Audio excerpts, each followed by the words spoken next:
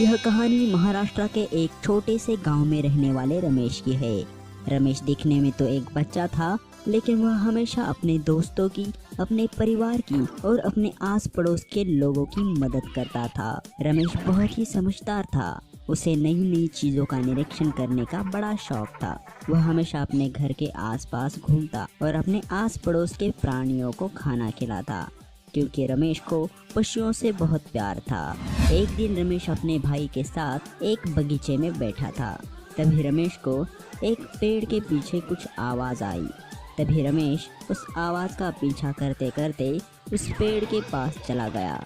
तभी उसने देखा कि वहाँ पर एक बहुत ही खूबसूरत गधा है, जिसका शरीर अजीब सी रोशनी से चमक रहा है।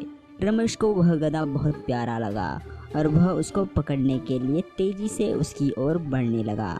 रमेश को अपनी ओर तेजी से आते देख वह गधा घबरा गया और वहाँ से भागने लगा। थोड़ी देर आगे जाकर वह गधा एक गड्ढे में घुस गया। तभी रमेश उस गधे का पीछा करते करते उस गड्ढे के पास आया और गड्ढे में झांक कर देखने लगा, लेकिन रमेश का पैर फिसल गया और वह उस गड्ढे में गिर गया और वह बहुत नीचे गिर रहा था। तभी अचानक रमेश हवा में रुक गया। रमेश ने जब नीचे देखा तब वह एक गुफा के अंदर हवा में तैर रहा था और धीरे धीरे वह हवा से जमीन पर गिर गया। अब रमेश एक गुफा में आ चुका था और वह काफी डर गया था। तभी घबरा सहमा रमेश एक पत्थर पर बैठ गया और रोने लगा। हे, मैं यहाँ कहाँ आ गया? तभी रमेश को अपने सामने एक अजीब सी रोशनी दिखी। वह रोशनी एक चमकीले खंजर की थी, जो एक पत्थर पर पड़ा हुआ था।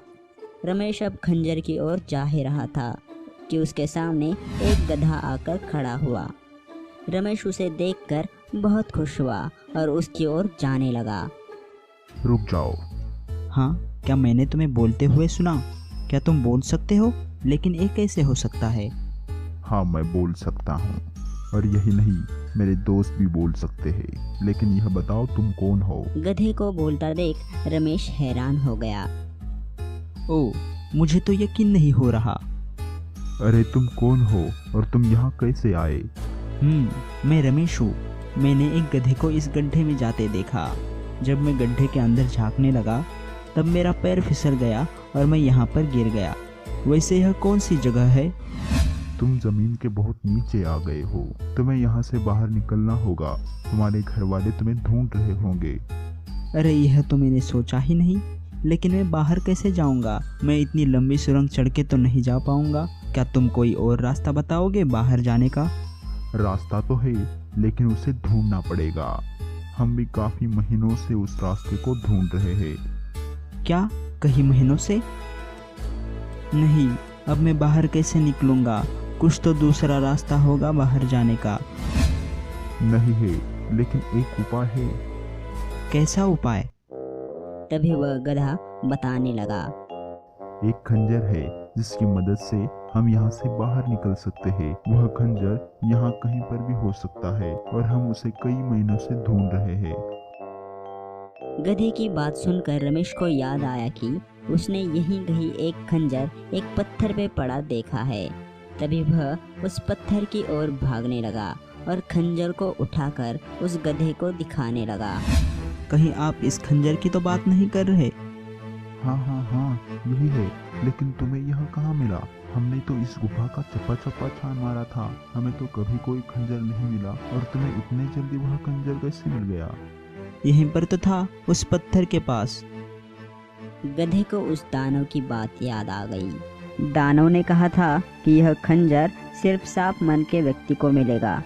तभी गधा रमेश को कहने लगा, चलो अब इस खंजर को ठीक से पकड़ो और नीचे जमीन में इस खंजर को घुसा दो और यह शब्द बोलो, हमें इस शाप से मुक्त करो, समझे? हाँ, मैं तो समझ गया, लेकिन ऐसा बोलना क्यों है? वो सब मैं तुम्हें बाद में बताऊंगा। पहले तुम मैंने जैसा कहा वैसा ही करते जाओ। हमें इस जगह से बाहर निकलना है। तभी रमेश नीचे जमीन पर बैठा और जोर से वह खंजर उस जमीन पर मारा। अब खंजर जमीन में घुस चुका था। तभी रमेश कहने लगा, हमें इस शाप से मुक्त करो, हमें इस शाप से मुक्त करो। अचानक उस जमीन से एक रोशनी आई। तभी रमेश ने अपनी आंखें बंद की। थोड़ी देर बाद उसने जब अपनी आंखें खोली तो उसने देखा कि वह उस गड्ढे से बाहर आ चुका है और उसके आसपास कुछ डॉक्टर्स और वैद्य खड़े हैं।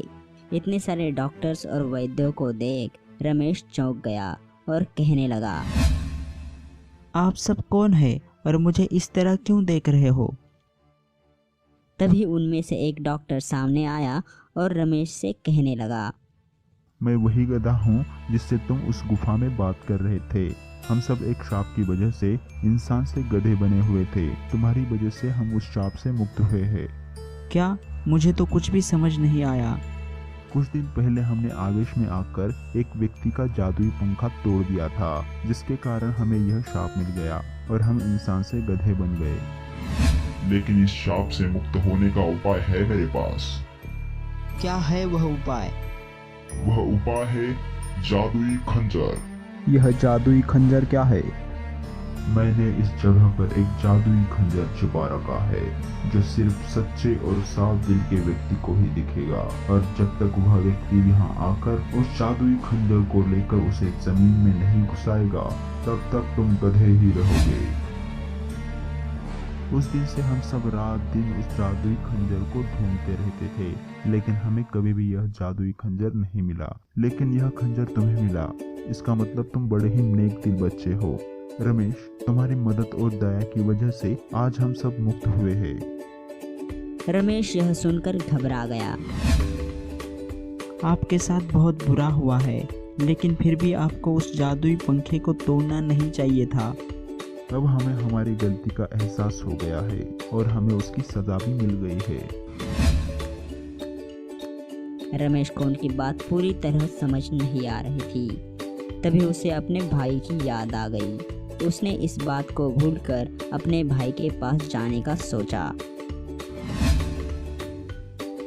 अब मुझे मेरे भाई के पास जाना चाहिए। काफी देर हो गई है, वह परेशान हो रहा होगा। ऐसा कहकर रमेश ने सबको अलविदा किया और वह अपने भाई के पास लौट आया। हे दोस्तों, अगर ये कहानी आपको पसंद आई हो तो प्लीज़ लाइक, शेयर और सब्सक्राइब कीजिए और उस बेल आइकन को क्लिक कीजिए ताकि हमारे नए वीडियो की अपडेट आपको सबसे पहले मिल जाए।